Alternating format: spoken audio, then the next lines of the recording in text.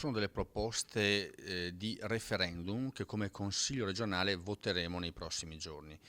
La scorsa settimana tutti i presidenti dei Consigli regionali d'Italia si sono riuniti, hanno trovato unanimità su queste proposte, sul fatto che ci sono delle prerogative delle regioni che sono state scavalcate, abusate da parte del governo quando appunto ha permesso la estrazione e la prospezione mineraria nell'Alto Adriatico. I prossimi giorni lo voteremo come Consiglio regionale, poi assieme ad almeno altre 5 regioni, ma saranno molte di più, andremo a depositare in Cassazione i quesiti referendari, che sono 2, per poter essere posti al voto la prossima primavera, il prossimo anno. Quindi è una cosa che come regioni facciamo anche per difendere le nostre competenze e su temi dedicati dal punto di vista ambientale, dal punto di vista appunto anche di ricadute turistiche sul territorio, vogliamo poter mettere almeno la nostra posizione e appunto non subire tutto quello che arriva da Roma. Già in campagna elettorale questo tema aveva unito praticamente le forze politiche presenti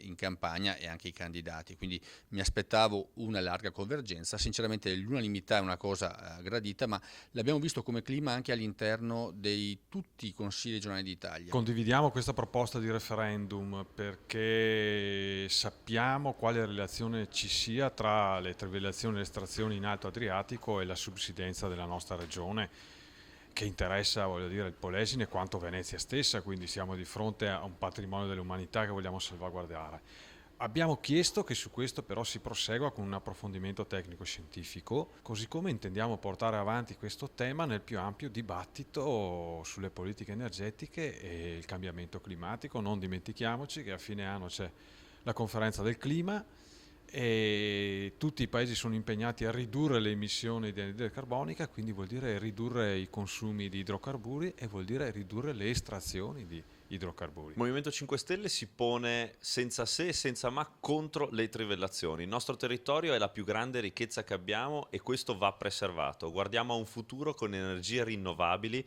che si dimenticano le energie fossili. Purtroppo però le lobby cercano come al solito di mettere le mani sul nostro territorio e lo fanno cercando di pagare la politica. Per questo noi ci opponiamo in tutti i modi e supportiamo questi quesiti referendari. Gli studi scientifici ci dicono che queste trivellazioni creano dei grossissimi problematiche sui territori meno alti sul livello del mare, con costi incredibili e problematiche verissime. Quindi noi vogliamo approfondire questo tema e abbiamo licenziato queste proposte di referendum, che in realtà dobbiamo sollevare che il governo centrale sta sottovalutando un problema che molte famiglie e molti territori invece vivono con grande timore e con grande preoccupazione. Siamo anche preoccupati, anche qui il governo purtroppo non dà risposte adeguate a quello che fanno i nostri confinanti.